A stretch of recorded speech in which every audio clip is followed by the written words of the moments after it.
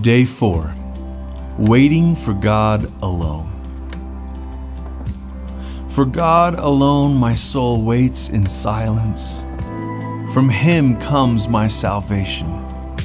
He alone is my rock and my salvation, my fortress. I shall not be greatly shaken.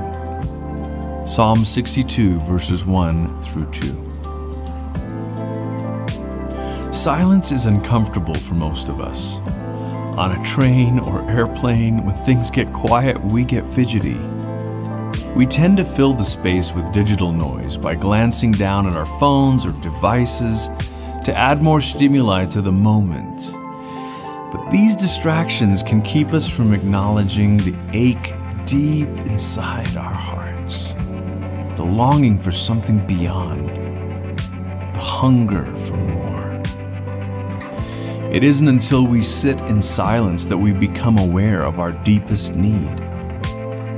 When Jacob sent his possessions and the members of his household away across the river and was left alone, he wrestled with God until dawn broke. In the wrestling, he came face to face with his own nature, admitting for the first time that his name was Jacob, the one who grasps.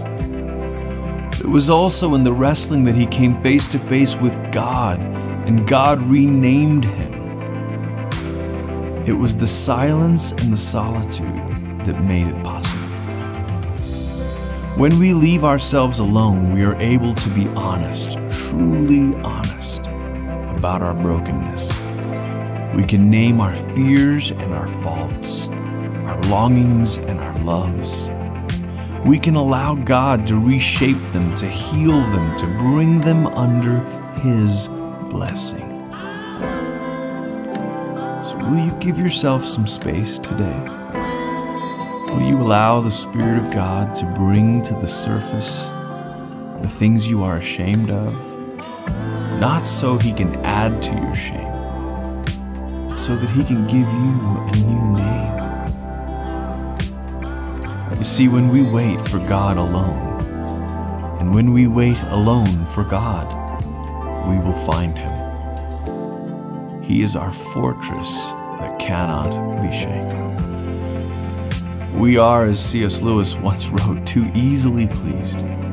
We settle for false securities, for a cheap refuge in the busyness and noise of life. We cling to temporary attachments and passing pleasures, but if we would send it all across the river and find ourselves alone, then we can wait. And when we wait, we will find our salvation in God alone.